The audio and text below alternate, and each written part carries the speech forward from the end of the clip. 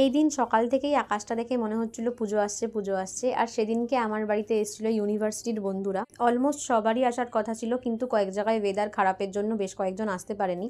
আগে আসলো তিতিশা, তারপরে আসলো ঋতু, আর ওরা সবাই মিলে আমার জন্য এই চকলেটের বক্সটা নিয়ে এসেছিলো, আবার মিষ্টিও নিয়ে এসেছিলো।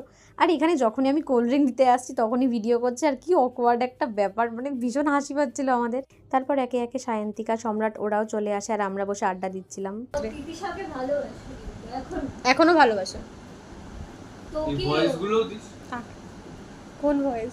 অনুপ্রিয়াকেও ভালোবাসতো, অনুপ্রিয়া বলছে না। হ্যাঁ স্বীকার করতে শেখ, জানিস তো ভালোবাসা অনুপ্রিয়া কিন্তু কমন ফ্রেন্ড। হ্যাঁ ফ্রেন্ড নই, মানে আমি গেছি ওদের সাথে। ঋতুর সাথে এখনো খুব ভালো ফ্রেন্ড, কিন্তু কথা হয়। কি আরে এরকম কাজ হলো আমি দেখি লাল চুলটা তুই ঢেকে দিস। তেল না দিয়ে কারটা কি করে ঢাকি মারবো, কারের ডোগায় কালার করতে হয়, ঠিক আছে? তেল না দিয়ে চুলটা লাল আমি ওরকম ভাবেই দিল, কিন্তু ছোট করে বলছি। সবাই একসঙ্গে থাকলে এগুলো তো হতেই থাকে, আর আমরা যে কি করি ভগবানই জানে। তারপরে মা ডাকলো খাওয়া দাওয়া করার জন্য, আর এখানে ব্যাপারটা ঠিক ওই বিয়ে বাড়িতে ভিডিওগ্রাফারের মতো, ঠিক খাওয়ার সময় ভিডিও করতে বসে গেছি। খাওয়া দাওয়া সেরেও আমরা প্রচুর আড্ডা দিলাম, তারপর বেশ কিছু ফটো তোলা হলো। দেন বিকেলের দিকে ওরা সবাই ফিরে গেল বাড়ি।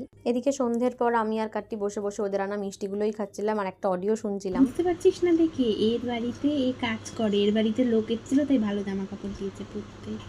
যাই হোক, সেদিনটা তো এইভাবেই বেশ মজা করে কাটলো। দেখা হচ্ছে আবার খুব শিগগিরই নেক্সট ব্লগে। ততক্ষণ সবাই খুব ভালো থেকো, বাই।